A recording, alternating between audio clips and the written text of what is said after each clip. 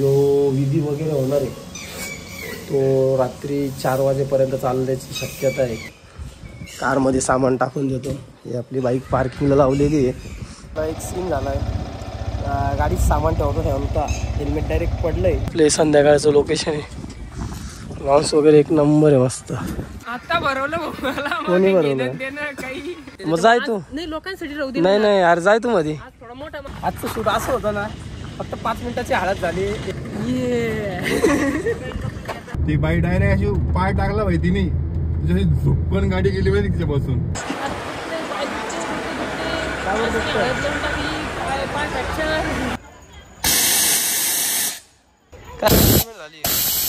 झाली 7:30 वाजले आणि अजून काहीच नाही का।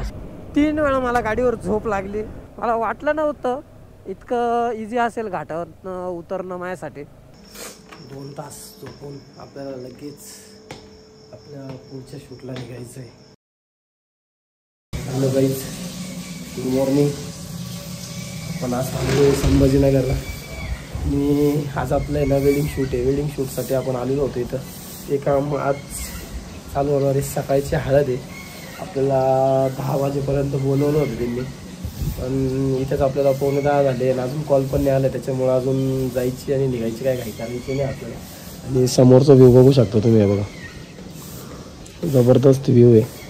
वेडिंग संध्याकाळचं आम्हाला असं कळालं आहे की जो विधी वगैरे होणार आहे तो रात्री 4 वाजेपर्यंत चालण्याची शक्यता आहे किंवा मग 2 वाजेपर्यंत चालण्याची शक्यता आहे। आणि मला उद्या परत लगेच धुळ्याला पोचायचं आहे, जे की माझं दुसरं शूट आहे। म्हणजे मला रात्रीच्या रात्री प्रवास करणे। आता बघू किती वाजता काय वाजता, जर झालंच तर 1 वाजेपर्यंत निघायचा प्रयत्न करेल, कारण की माझं जे उरलेलं शूट आहे ते नीरज पुढं कंटिन्यू करणार आहे।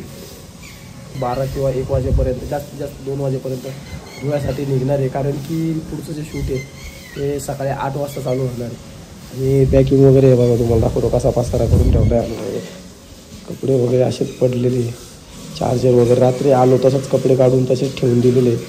रात्री आम्हाला तरी ना कमीत कमी 2-2.5 झाले होते नाही का शूट वगैरे सगळं। कारण की काल 5 हळद झालेलं आहे, आज 4 हळद होणार आहे। त्या 4 हळदसाठी आपल्याला सकाळी 9ला जाणं होते, 10ला जाणं होतं, पण 10ला न जाता आपल्याला आता 10:30पर्यंत पोचवा असं चाललं आहे आपलं। बघू आता किती वेळ होतो, काय वेळ होतो। झालंच तर 10ला पण निघून जाऊ कदाचित, पण अजून नीरजचं आवरायचं बाकी आहे। तो फ्रेश वगैरे होतो आहे, त्याचा फ्रेश होऊन झालं का पण निघतो। आणि परत एकदा व्ह्यूचा आनंद घ्या तुम्ही एकदा। आम्ही निघालो आता, पॅकिंग वगैरे सगळं करून झालेलं आहे आणि बॅग हेल्मेट वगैरे। आता डायरेक्ट आपलं शूट संपल्यानंतर तसंच धुळ्याला निघायचं आहे, कारण की पुढचं शूट आहे आपलं त्या सकाळी 10 वाजता। आणि आपल्याला इथून 150 किलोमीटर गेल्यानंतर परत कार घेऊन पुढे जायचं आहे, त्याच्यामुळे तो एक प्रॉब्लेम आहे। झोप झाली पाहिजे, बघू आता रात्री गाडी चालवणं होतं का नाही।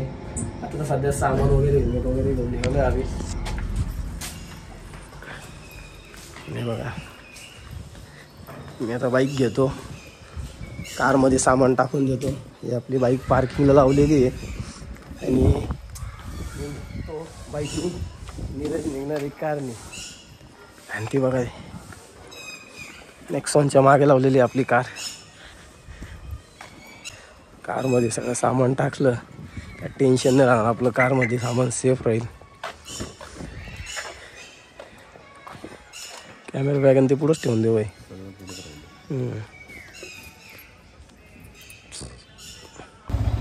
आता आहे ना आपला एक सीन झाला आहे, गाडीत सामान ठेवता हेल्मेट डायरेक्ट पडलं आहे।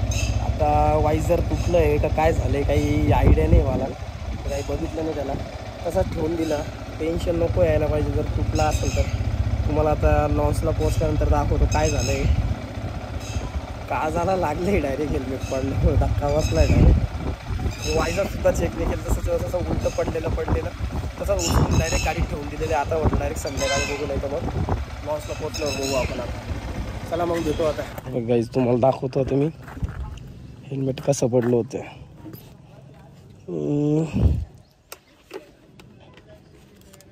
काही झालं तर नाही बघा, इथं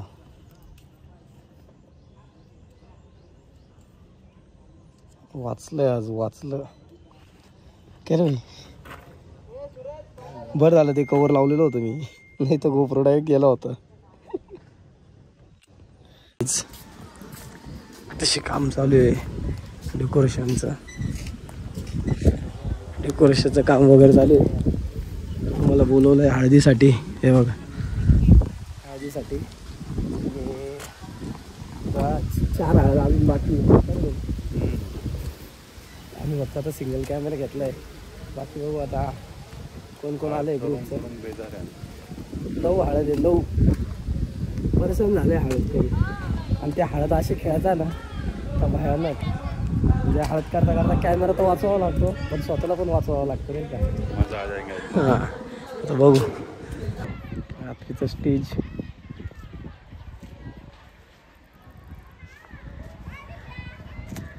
हे असं स्टेज आहे रात्रीचा. हे सगळे इथं तयारी चालू.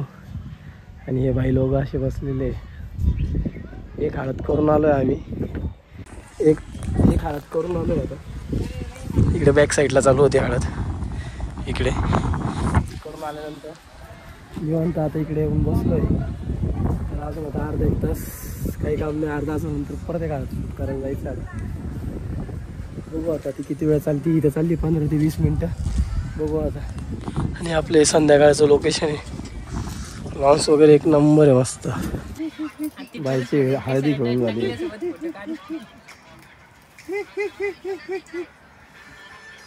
हो हळद खेळायला का तू.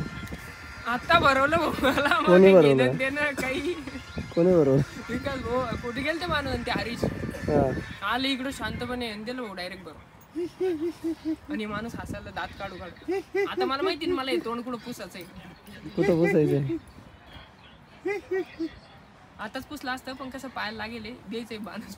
दिलं ढकलून काहीच नाही. डायरेक्ट जोरात ढकलून दे. नंतर त्याच्यावर बसून बुंग. जाऊ दे मला एडिट करते. चला संपलं शूट आता. नीरज भाऊ काय रे भाई शेण मॅ ठीक. शूट संपला आता. 10 मिनिटं जाऊन आला. वांग्याची भाजी आणि वांगे. तुला आवडतं का वांगे. वांगे आवडतं का. हा आपल्याला आवडते. मग जाय तू. नाही लोकांसाठी राहू दे. नाही अरे जाय तू मध्ये. आज थोडा मोठा माणूस अरे भाई जाय मध्ये जाऊन जेवण बिवण कर भाई. भाऊची गाडी आपली गाडी इथं लावलेली. पण जातोय का तू मध्ये वांगे खायला. बस बस बस काही विषय नाही. माणसाला हळद नाही. आम्ही चाललो आता नाश्ता करायला. ये माणूस सगळ्यात महिन्यात सकाळपासून येले. पण जरा इन्फॉर्मेशन द्या आजच्या शूटची थोडीशी. हां आजचं शूट असं होतं ना फक्त 5 मिनिटाची हळद झाली. 1-2 तासापासून बसून ठेवलेलं आहे. 10 वाजेपासून इथं आलेलो आहे. आता 2 वाजले. 2 वाजेपर्यंत फक्त 10 मिनिटाचं काम केलेलं आहे. बस बाकी काहीच नाही. आणि सगळ्यात भारी हळद खेळायला येतं भाऊ. येस भाऊ हे बघ भाऊ तुम्हाला दाखवतो.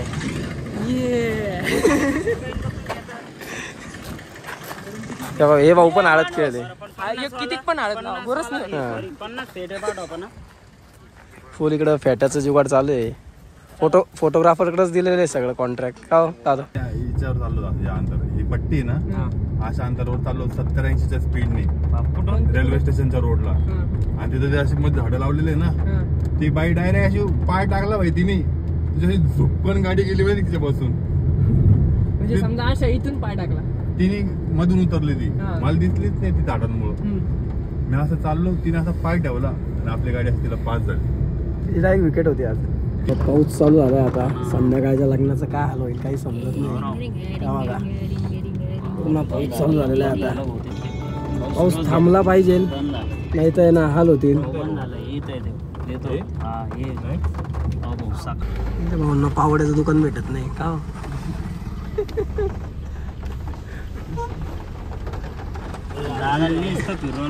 पावडे शोधावं लागत आहे. आणि त्याच्यात पाऊस आलाय आता.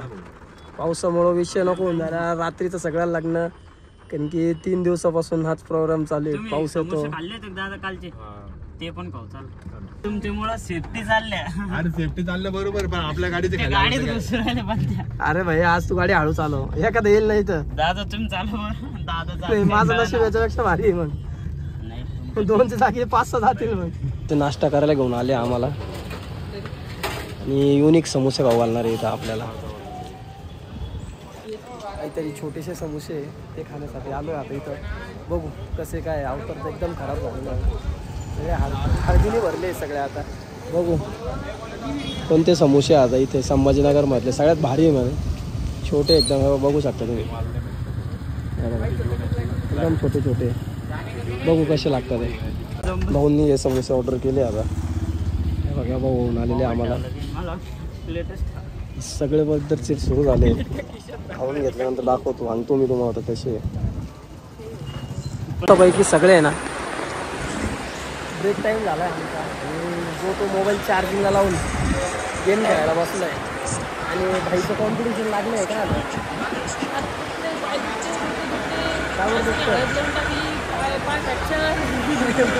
जिंदगी बरोबर वेळे एक माणूस येईल, एक माणूस येईल सकाळपासून कामं करायला या बिकार आणि कसे काही गाईज हे बोलले माहिती करते. तुम्ही लाईक करा, शेअर करा, सबस्क्राईब करा, ऐकून घ्या, सुद्धा बनवून देईल.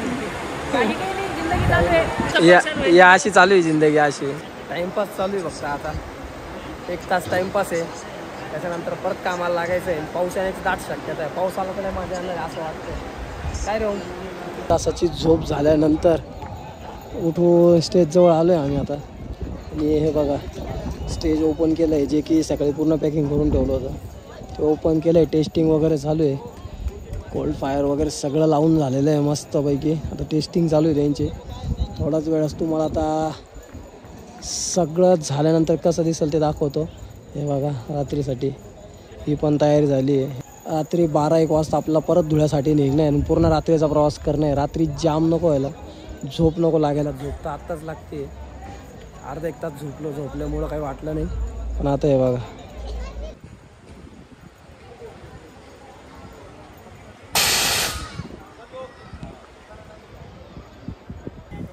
एअरपोर्ट पण जवळ नाही आपल्या ॲक्च्युअली. एअरपोर्टच्या बाजूला आहे जे संभाजीनगरचं एअरपोर्ट आहे ते आपल्यापासून फक्त 500 मीटरच्या अंतरावर आहे. आणि ही बघा ही जी वॉल आहे, ही वॉल पूर्ण आहे ना, बघा तुम्हाला इथे दिसून येईल. ही एअरपोर्टची वॉल आहे आणि त्या साईडला डायरेक्ट एअरपोर्ट आहे. आपण एअरपोर्टच्या एक्झॅक्ट बाजूला शूट करतोय नाही का. बघा टेस्टिंग चालू आहे, काहीतरी प्रॉब्लेम झाला आहे याच्यात. काय आलं हरीश भाऊ? का हरीश भाऊ काय विषय झालाय? काय भाऊ चालू भाऊ मॅनेजमेंट काय झाली? 7:30 वाजले आणि अजून काहीच नाही का. स्टेज पण पूर्ण रिकामा आहे आणि लॉन पण पूर्ण रिकामा, बघू शकता तुम्ही. आम्ही इथं फक्त टाइमपास करत बसलो आहे. आता किती वेळ लागतो काही सांगता येत नाही.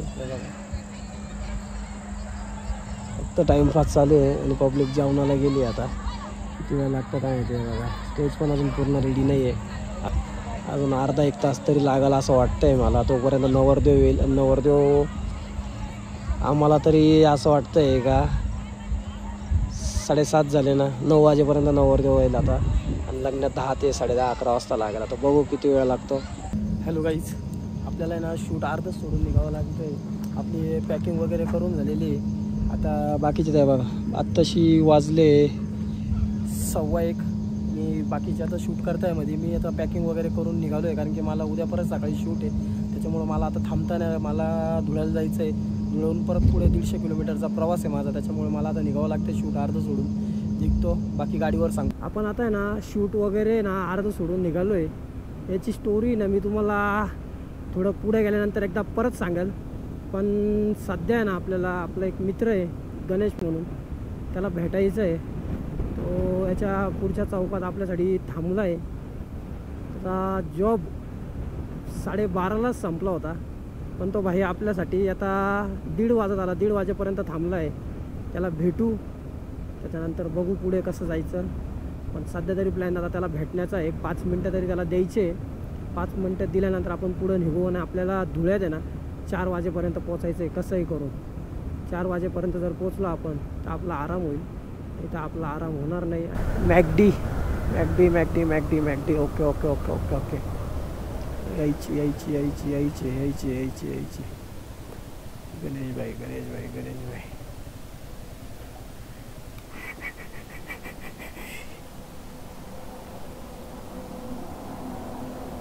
गणेश भाईला कॉल करू आपण आधी. तर आपण भाईला भेटून निघालो आहे आता आणि आपला असा विषय झालेला आहे की इथंच वाजले आपल्याला 2. मला वाटलं होतं आपण 1-1:30 वाजेपर्यंत निघू, पण 45 मिनिट 1 आवर्स इथंच आपल्याला लेट झालं आहे. आता असं झालं आहे ना, काय करू. आणि त्याच्यात भाईने एक स्टोरी सांगितली मला घाटातली, का घाटातनं रात्री जाऊ नको, थांबून घे, असं तसं हे ते. पण त्याच्या अगोदर तुम्ही महाराजांची मूर्ती बघा समोर, काय सुंदर दिसते, एक नंबर. छत्रपती शिवाजी महाराज की जय. चला चला, चलो चलो चलो चलो चलो. फायनली आपण आहे ना आता संभाजीनगरला सोडलं आहे, बाय बाय केलं आहे, संभाजीनगरच्या बाहेर निघालो आहे. आणि आपला विषय असा झाला होता की आपल्याला सकाळी ना एंगेजमेंट शूट आहे आणि त्या एंगेजमेंट शूटला आपल्याला पोचायचं आहे नाही का. तर त्यामुळे ना आपल्याला लवकर शूट सोडून निघावं लागलं. आणि मला आधी सांगितलं गेलं नव्हतं की नाईटचं शूट आहे, हे मला संभाजीनगरला आल्यानंतर कळालं. आणि दुसरी गोष्ट म्हणजे उद्या जे शूट आहे त्याची एंगेजमेंट पण, हे पण सांगितलं गेलं नव्हतं मला, हे पण मला नंतर कळालं. त्यामुळे सगळा विषय झाला आहे. आजचं जे शूट आहे अर्ध सोडून निघावं लागलं. माझी अजिबात इच्छा नव्हती ते अर्ध सोडून निघायची, पण जे उद्याचं शूट आहे ते तिथं पण पोचायचं आहे. आणि रात्रीतनं मला 150 किलोमीटरचा प्रवास करायचा आहे, त्याच्यामुळं मला ते सोडून निघावं लागलं. बाकीचं मी तुम्हाला रस्त्यात सांगतोच, पण आता सध्या परिस्थिती अशी आहे की गणेश भाईने मला घाटाचं असं उदाहरण सांगितलं आहे की मी आता थोडासा घाबरलो आहे. पण ठीक आहे, याच्या अगोदर पण आपण घाट क्रॉस केलेला आहे, काही प्रॉब्लेम नाही आलेला आहे आपल्याला घाट क्रॉस करताना, आणि याच्यानंतर पण नाही येणार शक्यतो. पहिला टोल नाका लागला आहे आपल्याला आणि असाच पटापट प्रवास संपू दे. गाडीत पेट्रोल पण थोडं कमी होतं, आपण पेट्रोल वगैरे टाकून घेतलं नाही का, पुढे त्रास नको आपल्याला. फक्त प्रॉब्लेम फक्त घाटाचा आहे. एकदाचा का घाट क्रॉस झाला, अरे अरे अरे, एकदाचा का घाट क्रॉस झाला की आपण बेफिकर निघू शकतो बाहेर, काहीच प्रॉब्लेम नाही आपल्याला. मला फक्त घाटाचं टेन्शन आहे. घाट क्रॉस करेपर्यंत थोडंसं धाकधूक आहे. घाट जसा पण क्रॉस झाला पण एकदम फटाफट गायब होऊन जाऊ डायरेक्ट, काहीच टेन्शन नाही. अशी एखादी गाडी भेटली पाहिजे फक्त आपल्याला घाटातनं उतरताना, की जेणेकरून आपल्याला सपोर्ट राहील. एक धुळे 0 आणि लवकर धुळ्यात जाऊन ना आपल्याला 1 तासाची झोप घ्यायची, मस्त आराम करायचा. 1 तास मस्त आराम करायचा आणि त्याच्यानंतर परत आपल्या पुढच्या प्रवासाला निघायचं आपल्याला. आणि त्याच्यात पण कार आपल्यालाच चालवायची, हा सगळ्यात मोठा शॉर्टेज आहे. बघू आता कसं करायचं, काय करायचं, काय नाही करायचं. ब्लॉग एंड होईल का नाही हे मला माहिती नाही आहे, पण एंड करण्याचा मी ट्राय करलच. आपण आता आहे ना चहा प्यायला थांबलो इथे. खतरनाक झोप लागत होती. मी आता नरसा टोल नाका इथून पुढे 100 किलोमीटर धुळे हे क्रॉस करूनच निघायचं. ही चहा आणि शॉप. आपल्याला आहे ना खतरनाक अशी झोप लागत होती. 3 वेळा मला गाडीवर झोप लागली. म्हणजे अशी डायरेक्ट झोप नाही लागली, पण 1 सेकंदासाठी असं झालं मला की माझे डोळे वगैरे बंद झाले होते. झोप लागते मला आणि मला थोडीशी थांबण्याची गरज आहे. त्याच्यामुळे मागं मी थांबलो होतो चहा पिण्यासाठी. चहा घेतला, त्याच्यानंतर थोडंसं बरं वाटतं आहे. आता एक 10-15 मिनटात किंवा अर्ध्या तासात मला घाट चालू होणार आहे. घाट कसा क्रॉस करायचा हे डोक्यात प्लॅन चालू आहे. आणि दुसरी गोष्ट म्हणजे मागून एक धुळा मार्गे जाणारी बस येते. जर ती बस आपल्यासोबत जर राहिली तर 1 नंबर काम होऊन जाणार आहे. 1 नंबर, आपल्याला कसलंही टेन्शन राहणार नाही. भाई लोक, आता आपण आहे ना कन्नडच्या घाटात आहे आणि समोर जर तुम्हाला लाईट वगैरे दिसत असेल, ती 40गाव वगैरे दिसत असेल तर बघू शकता तुम्ही. आणि घाट चालू झाला आहे. मला कमीत कमी मी मागच्या 30 किलोमीटरपर्यंत माझ्याबरोबर रस्त्याला एक पण कार नव्हती. आणि योगायोग असा होता की जसा की घाट चालू झाला मागून या 2 कार आल्या यांच्या पाठोपाठ मी मागे चाललो आहे. खाली बघू शकता तुम्ही, खाली पूर्णपणे असा काळोख आहे की ना काहीच दिसत नाही, काहीच म्हणजे ना 1% पण काही दिसत नाही डायरेक्ट. इतका खतरनाक काळोख आहे. आणि ते बघा, बघू शकता तुम्ही समोर. आणि या काळोखात तुम्हाला काहीच दिसत नसेल तरीसुद्धा मागून आपण 2 हॅलोजन सांगितलेले, जे की पिकअप ट्रक आहे आणि एक अर्टिका आहे, जी आपल्याला आहे ना लाईट प्रोव्हाइड करते पुढे जाण्यासाठी. आणि थँक्यू तिला सपोर्ट करण्यासाठी आणि मला पुढे रस्ता दाखवण्यासाठी. तिचे मनसोक्त आभार. आपण आहे ना आता अर्धा घाट उतरून खाली आलेलो आहे. आणि आपल्याला जी आपल्या मागं गाडी आहे त्या गाडीने खूप सपोर्ट केला आहे. धन्यवाद भावाने लाईट प्रोव्हाइड करण्यासाठी आपल्याला. कारण की मागच्या 3 ते 4 किलोमीटरपासून ते कंटिन्यू आपल्यासोबत चालत आहे, कंटिन्यू आपल्याला लाईट देत आहे. आपल्या पुढं पण नाही जाते. मी साईड दिली त्यांना 2 वेळेस तरी ते पुढं गेले नाही. बघा आता साईड दिली त्यांना बरोबर. मी गाडी पूर्ण एक साईड आणलेली आहे. त्यांना जाण्यासाठी फुल जागा आहे, फुल. ते कसे पण मला ओव्हरटेक करून जाऊ शकतात, पण त्यांनी ते केलं नाही. खरंच मनापासून धन्यवाद. धन्यवाद दादा तुमचे. चला आता काही विषय नाही, आता घाट संपत आला आहे. आता जरी ते गेले तरी काही प्रॉब्लेम नाही आहे आपल्याला. पण इथपर्यंत तुम्ही आणून सोडलं मला, त्याच्याबद्दल तुमच्या मनापासून मला वाटलं नव्हतं इतकं इझी असेल घाटावर उतरणं माझ्यासाठी. मला आधी वाटलं होतं खूप हॉरर वगैरे असेल नाही का, फुल थ्रिलर लुक असेल, फुल शांतता असेल घाटात, कोणीच नसेल, मी फक्त एकटा, एक पण गाडी नाही. आणि तसं काही नसून आणि अशा पद्धतीने आपण घाट उतरलो आहे. 1 टन मारल्यानंतर आपण मस्तपैकी घाट उतरणार आहे. आपल्या आजच्या ट्रॅव्हलिंगमधला हा सगळ्यात भारी पार्ट होता. आपण आता येऊन पोचलो आहे चाळीसगावमध्ये. आपण बायपास न घेता आतून आलो आहे, कारण की बायपासला खूप मोठा फेरा पडत होता. त्याच्यामुळे आपण चाळीसगावच्या आतून प्रवास करतो आहे आता. आपल्याला अजून 50 किलोमीटरचा प्रवास करायचा आहे. 50 किलोमीटरला आपल्याला नाही म्हणता तरी आपल्याला अजून 1 तास तरी लागेल. समोर आता आपल्या छत्रपती शिवाजी महाराजांची ना खूप मस्त अशी मूर्ती लागणार आहे, जी की मी तुम्हाला दाखवतो. 1-2 मिनटाच्या अंतरावर आहे. त्यांनी आजचा जो प्रवास होता त्याच्यातले आपले 100 किलोमीटर जे आहे ते पूर्ण झालेले आहे. समोर बघा तो उजेड जो दिसतो तिथे छत्रपती शिवाजी महाराजांची मूर्ती आहे. खूप भारी मूर्ती आहे, म्हणजे काहीतरी वेगळं आहे नाही का त्या मूर्तीत. असं नाही रेग्युलर मूर्तीसारखी, युनिक आहे थोडीशी. चल हे बघा, छत्रपती शिवाजी महाराज की जय. हे बघा किती भारी मूर्ती बघा. आणि आपण अशा पद्धतीने 40 गाव क्रॉस केलेलं आहे. ठीक आहे, 1 तास निघून जाईल आपला. कारण की आपल्याला इथं चहा प्यायला थांबलो ना मी, त्याच्या अगोदर खतरनाक झोप लागत होती, खतरनाक. पण जसा मी चहा पिलो, थोडा फ्रेश झालो, तोंडाला पाणी वगैरे मारलं आणि तिथून जसे इंटरकॉममध्ये गाणे लावले मस्त छत्रपती शिवाजी महाराजांचे, 1 नंबर फील आलं, 1 नंबर. आणि ना नवीन उत्साह आला. आणि झोप आहे ना, झोप डायरेक्ट गायब झाली माझी, डायरेक्ट. म्हणजे 1% पण झोप लागत नाही. 1 नंबर, 1 नंबर. हे बघा मस्त असं लाइटिंग वगैरे लावून त्याला डेकोरेशन केलेलं आहे. ए बाबू, हे बघा महाराणा प्रताप चौक आहे. आणि महाराणा प्रतापांचं जे हे मुकुट आहे ते बनवलेलं आहे आणि तोफ लावलेली इथे मस्तपैकी.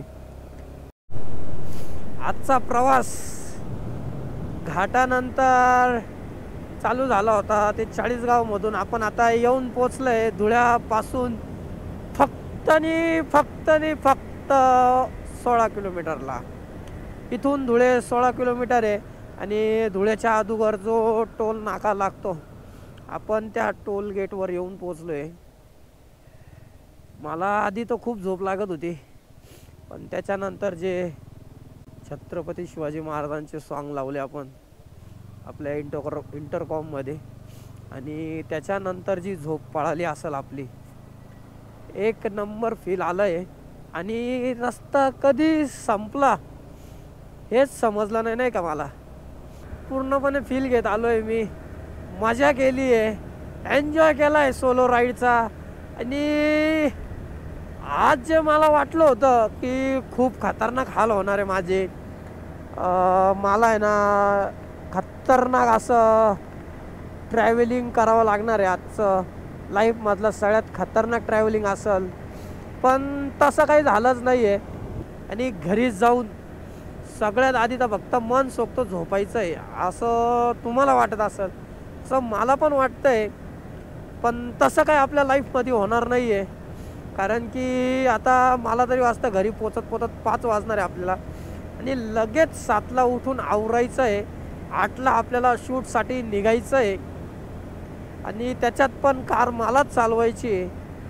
तो एक सगळ्यात मोठा मायनस पॉईंट आहे माझ्यासाठी. मला रात्रभर गाडी चालवून काल दिवसभर शूट करून बाईक चालवून इथं आल्यानंतर इथून परत कार चालवून परत 120-130 किलोमीटर कार घेऊन जायची मला. आणि त्याचा मला भयानक कंटाळा येतोय, भयानक. असंच बघत राहा आपला ब्लॉग, सपोर्ट करा, शेअर करा आणि सबस्क्राईब करा आपल्या चॅनलला. कसा वाटला नक्की कळवा, मी तुमच्या प्रत्येक कमेंटला रिप्लाय देणार.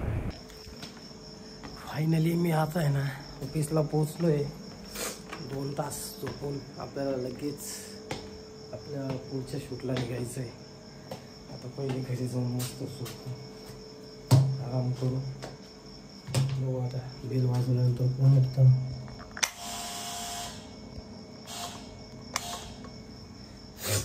कोण येतं उठायला आणि जर डोअर खोलायला कोण येतं बघू बाबा. जयेश का दुसरं कोणी येतं. आपण फायनली ना आता घरात आलो आहे. जयेशने डोअर वगैरे खोलला आणि आपल्याला यायला बघू शकता तुम्ही 5 वाजले. आणि आल्या आल्या सगळ्यात पहिले म्हणजे आपण एकच काम केलं आहे, बघू शकता तुम्ही, ते म्हणजे डाटा कॉपी लावला आहे.